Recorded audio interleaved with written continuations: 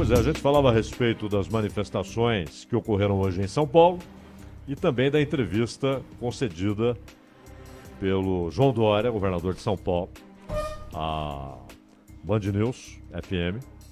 E ele disse reconhecer que as medidas de restrição para o combate ao coronavírus são duras para os comerciantes, mas fez um apelo para que as orientações sejam seguidas na intenção de controlar a pandemia.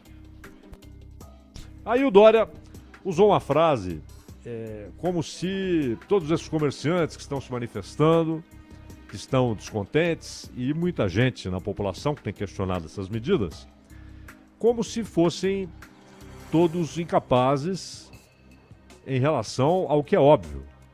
Mas eles não estão contestando o óbvio. Mas disse ele que mortos não consomem, não é? Reforçando o seu entendimento de que a perda de vidas tem grande impacto na economia. Bom, isso é uma obviedade. Mas ele usa o argumento como se aqueles que se opõem às medidas ou à parte das medidas que ele vem adotando, e aqui não é só fechamento, horário de funcionamento, mas é também aumento de imposto. As manifestações estão relacionadas à carga tributária, ICMS.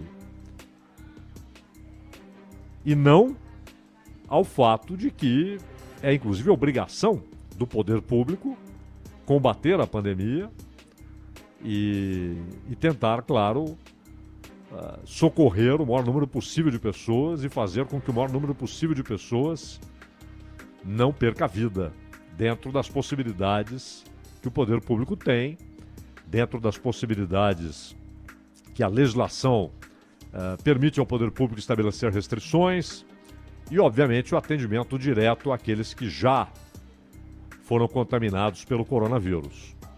Ninguém está discutindo isso. Então, essa obviedade, mortos não consomem, né?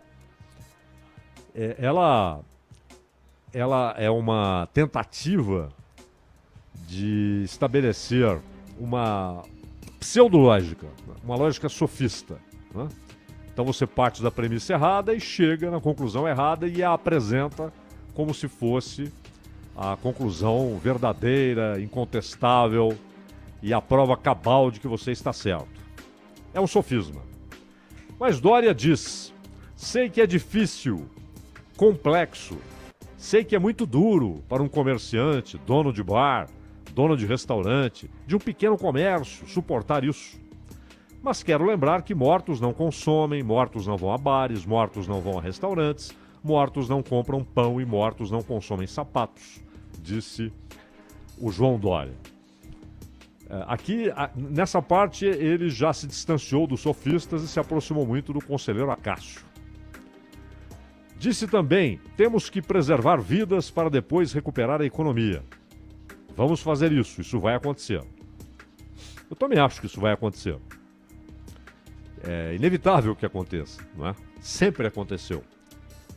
Em todas as pragas, os flagelos que provocaram dramas terríveis, que provocaram milhares, às vezes milhões de mortos, como é o caso deste vírus no mundo, como foi o caso da gripe espanhola, a peste na era medieval. E depois, em algum momento, aquilo é controlado, é dominado e as coisas voltam ao que se considera normal, né? Inclusive, é óbvio, a economia. Mas, repito, as contestações não são a obviedade de que mortos não consomem, não compram sapatos, como disse o Dória, não compram pão, como disse o Dória, não vão a restaurantes. Isso é acaciano, né? Mas o que as pessoas contestam é que o mesmo governador que diz: eu sei como é difícil para eles, eu sei, isso é muito complexo, é duro, estão sofrendo muito, os donos de restaurantes, de bares, do pequeno comércio. E não esqueça, governador, dos funcionários, que também estão sofrendo muito. E que, se perdem o emprego, também não compram sapatos. Quando muito, compram o pão. Os fornecedores, não é? Então, essa cadeia, ela também é sinônimo de vida. E uma coisa não exclui a outra. Essa é a discussão, apenas essa discussão. Não é? Não tem ninguém na rua, estou dizendo das pessoas razoáveis, né, que estavam se manifestando, tem ninguém gritando abaixo a vacina, tem ninguém gritando esqueçamos o vírus e vamos viver. Ninguém falou isso. Ninguém falou isso. Foi apenas e tão somente a contestação de que essas coisas são excludentes ou que elas não são compatíveis. Eles contestam que não seja possível algo mais inteligente, no caso de funcionamento do comércio, regular, registrado, pagador de impostos, com endereço fixo e conhecido, muito fácil de ser fiscalizado. Elas querem um pouco mais de flexibilidade e não querem aumento da carga tributária. Porque nós podemos discutir o resultado real, prático, e também aquilo que a ciência fornece como evidência, podemos discutir a pertinência das medidas. Perfeito. E aí vamos ouvir, conversar, ouvir, considerar. Debate não é para ganhar. Eu às vezes ouço pessoas, eu não gosto de perder debate. Que pena. Debate, você apresenta uma ideia, a pessoa apresenta a ideia dela, e aí tentam chegar a uma conclusão em que ambos digam, é verdade, é isso aqui. Um pode convencer o outro. Isso é um debate. Quando alguém diz, eu não gosto de perder debate, eu não entro em debate para perder. Não estou falando de debate eleitoral, é óbvio, né? Porque aquilo ninguém entra para perder. Mas num debate, nós aqui debatendo, às vezes eu tenho uma opinião formada. Aí o Ronald diz alguma coisa, ou a Sônia diz alguma coisa, ou a Sônia faz uma análise, o Ronald faz um comentário, uma análise, e eu digo, eu estou errado. Isso que eles estão dizendo é correto, me convenceram. Isso é um debate. Agora, esse debate não acontece.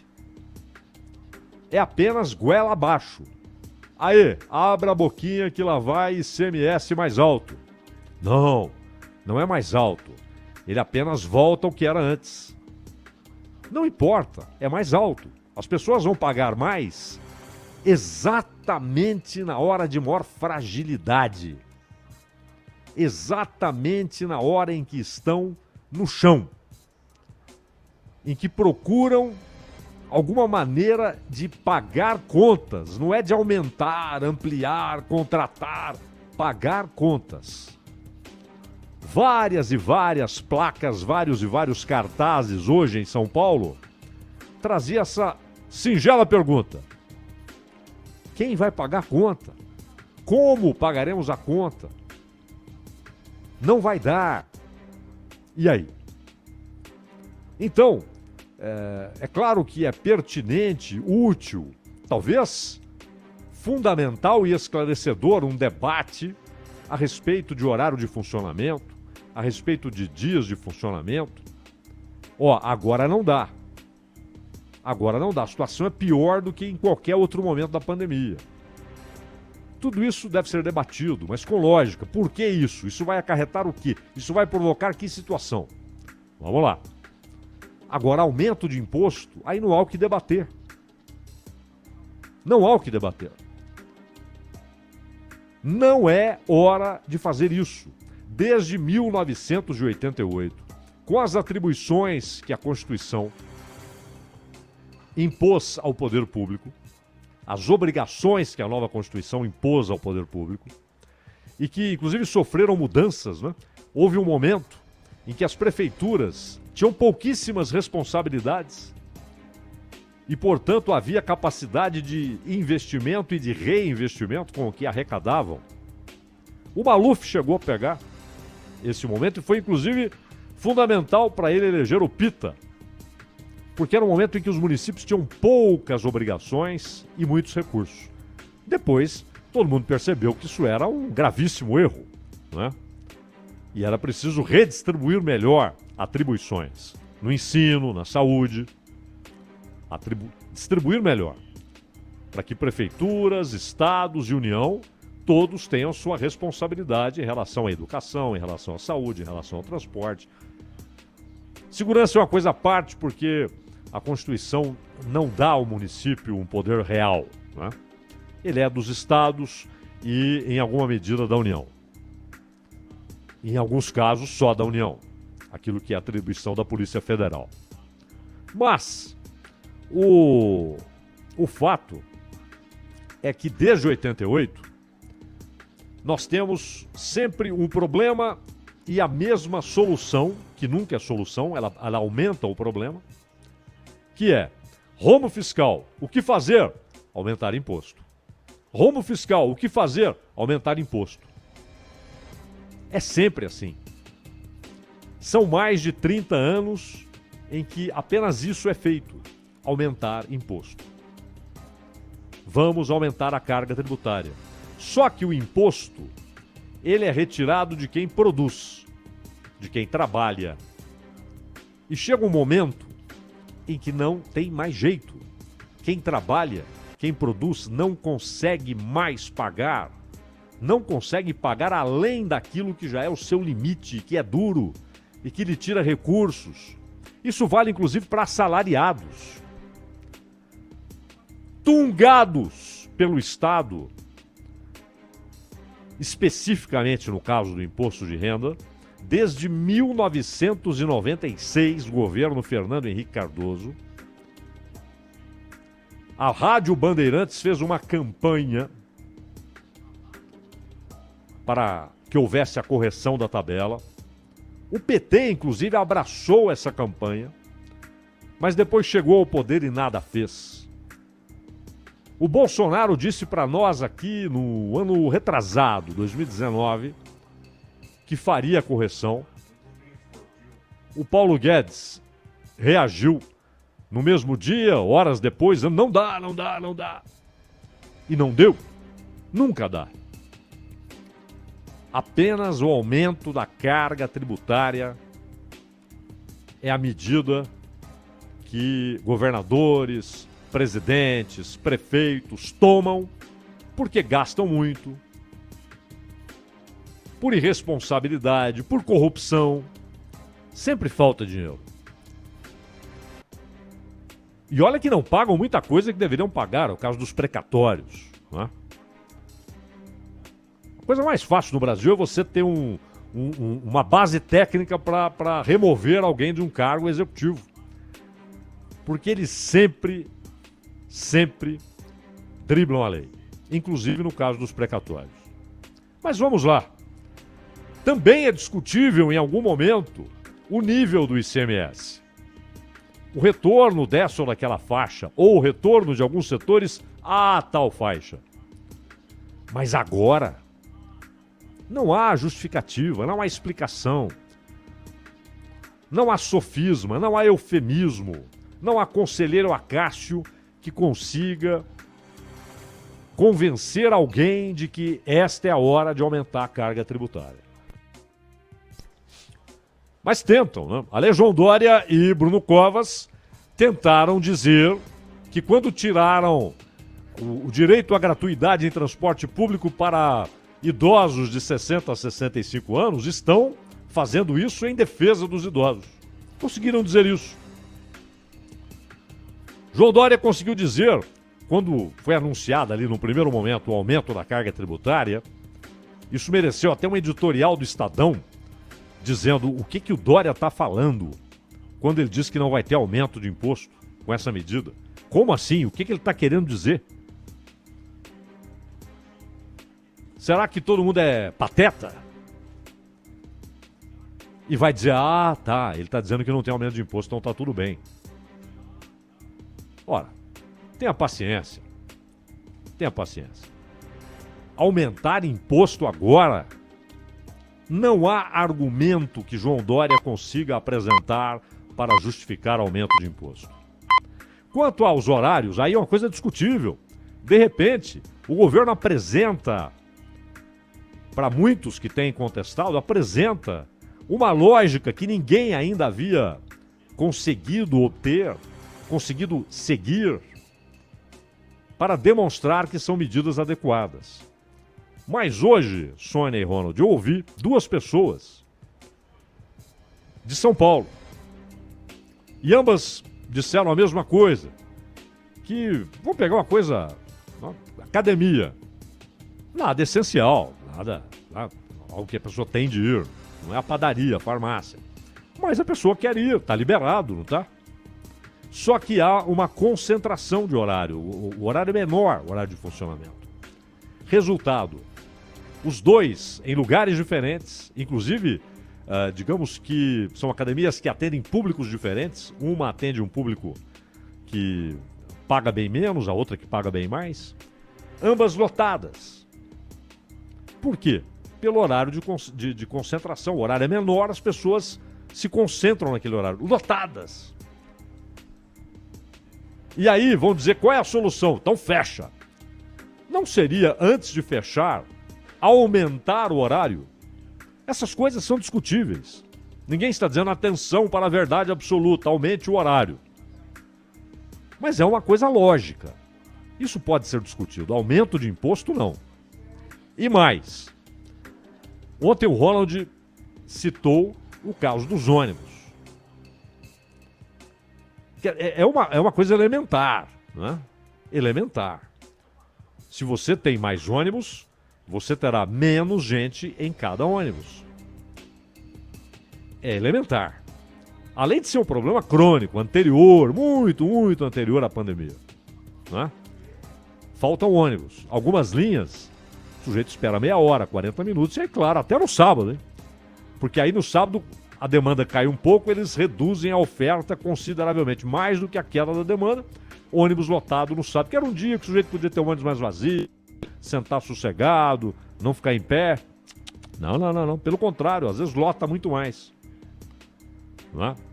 Então, se eles não conseguem enxergar, talvez porque não usem ônibus, né? Talvez porque o ônibus seja uma coisa assim, longínqua, como se fosse um desenho animado, né? Uma coisa assim, ou etérea, ou abstrata. Eles imaginam como é a vida de quem anda de ônibus. Eles reduziram a oferta. Mas, paralelamente, houve aquele momento em que também não queriam que as pessoas andassem de carro. Fecharam avenidas, par ímpar, empurrando as pessoas para o transporte público, porque as pessoas precisam se locomover. Para ir no hospital, para ir na farmácia, para trabalhar. Não é? Quando o João Dória para o carro no posto, alguém vai atendê-lo. A pessoa precisa ir ao posto para trabalhar. Não é óbvio? Então as pessoas precisam se locomover. Ora, isso é lógica elementar. O que o Ronald falou ontem é uma coisa básica, que não tem como contestar, né? Porque é óbvio, se houver mais ônibus, haverá menos gente em cada ônibus. Se houver um horário mais estendido lá no shopping, no comércio de rua, nos bares, onde o sujeito atende de máscara, o cliente entra de máscara, senão não entra. Aí você restringe. Isso também é vida, João Dória. Poder consumir, poder trabalhar. Trabalhar também é vida. Não perder o emprego e, portanto, conseguir ter uma renda capaz de comprar as coisas. Não são só os mortos que não compram sapatos. Desempregados também. Também não compram. Então, o que se espera é... Eu não acredito que, sabe, que o sujeito fala, vou arrebentar com os... Lógico que não. Ele está seguindo um raciocínio. Mas pelo menos permita que as pessoas contestem seu raciocínio e talvez te convençam. Talvez convençam você de que você está errado. Talvez lhe convençam que é pertinente mudar horários, estabelecer um funcionamento mais lógico, mais razoável, de modo a não provocar uma outra falta de oxigênio, essa metafórica. Só uma coisa. a discussão, o debate são válidos, interessantes, desejáveis no caso do horário, do dia, das medidas. Agora, aumento de imposto, sinceramente, não há o que discutir. É um grave erro.